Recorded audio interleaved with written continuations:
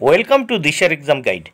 প্রিয় অষ্টম শ্রেণীর পরীক্ষার্থী বন্ধুরা, তোমাদের জন্য এই ভিডিওটিতে আমি আলোচনা করতে চলেছি অষ্টম শ্রেণীর প্রথম পর্যায়ক্রমিক মূল্যায়নপত্র 2025 সালের অষ্টম শ্রেণীর ফার্স্ট ইউনিট টেস্ট বা ফার্স্ট সামাটিভ ইভ্যালুয়েশন টেস্টের ভূগোল বিষয়ের প্রশ্নপত্র উত্তর সহ এই ভিডিওটিতে আমি আলোচনা করতে চলেছি।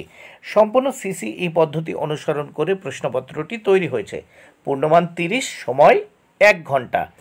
নতুন পদ্ধতি অর্থাৎ হলিস্টিক পদ্ধতি অনুসারে প্রশ্নপত্র তৈরি হয়েছে, তাই অবশ্যই উত্তর সহ দেখে নিতে হবে। প্রথম 1 দাগে ঠিক উত্তরটি নির্বাচন করে লেখো। 6 মার্ক, 6টি প্রশ্নের উত্তর করতে হবে 6 মার্ক। প্রত্যেকটি প্রশ্নের জন্য 1 মার্ক করে বরাদ্দ। 1 মহাসাগরীয় পাত যে নামে পরিচিত তা হলো উত্তর সীমা। 2 নম্বর প্রশ্ন, এর মধ্যে যে স্তরটি নিফে স্তর নামে পরিচিত তা হলো কেন্দ্রমণ্ডল। 3 নম্বর প্রশ্ন, এর মধ্যে যে দেশটি বজ্রপাতের দেশ নামে পরিচিত উত্তর ভুটান। নেক্সট আমরা দেখে নেব 4 নম্বর প্রশ্ন, ভারতের মূল ভূখণ্ডের দক্ষিণতম বিন্দু হলো উত্তর কন্যাকুমারিকা। 5 নম্বর প্রশ্ন, কোন তরঙ্গ সব তরঙ্গের মধ্য দিয়ে যেতে পারে না? এস তরঙ্গ। 6 নম্বর প্রশ্ন, এর মধ্যে কোন আগ্নেয়গিরিটি ভারতে অবস্থিত? উত্তর ব্যারেন।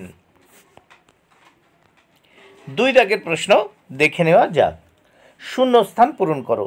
2টো শূন্যস্থান করতে হবে, এর জন্য 2 মার্ক। প্রত্যেকটি শূন্যস্থানের জন্য 1 মার্ক করে বরাদ্দ। 2-1 পাকিস্তানের সর্বোচ্চ শৃঙ্গের নাম? উত্তর তিরিচমির। 2-2 সার্কের সদর দপ্তর অবস্থিত কাঠমান্ডুতে। 3 দাগে দেখে নেব 3 দাগের প্রশ্নগুলো। শুদ্ধ বা অশুদ্ধ লেখো। 2টো প্রশ্নের উত্তর করতে হবে, 2 মার্ক। প্রত্যেকটি প্রশ্নের জন্য 1 মার্ক করে বরাদ্দ। 3-1 ব্যাসল্ট শিলা ক্ষয়প্রাপ্ত হলে রেগুর মৃত্তিকার জন্ম হয়। শুদ্ধ। 2 নম্বর প্রশ্ন, ভূপৃষ্ঠের অভ্যন্তরে থকথকে অর্ধগলিত লাভাকে অ্যাস্থনোস্ফিয়ার বলা হয়। উত্তর শুদ্ধ। এইবার আমরা এই প্রশ্নপত্রের নেক্সট পেজ বা পরের পৃষ্ঠাটি দেখে নেব। নেক্সট পেজে আমরা এখানে দেখে নেব 4 দাগে, নিচের প্রশ্নগুলি সংক্ষিপ্ত উত্তর দাও, যে কোনো 2টি।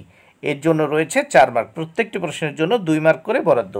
4-1 ক্যারেজ প্রথা কাকে বলে? এটি কোন দেশের জনপ্রিয়তা লাভ করেছে? 4-2 নিফেসীমা ও ক্রোফেসীমার পার্থক্য কি? 4-3 অভিসারী পাত সীমানা কাকে বলে? এই প্রশ্নগুলো ভালো করে তোমরা বই দেখে পড়ে নেবে।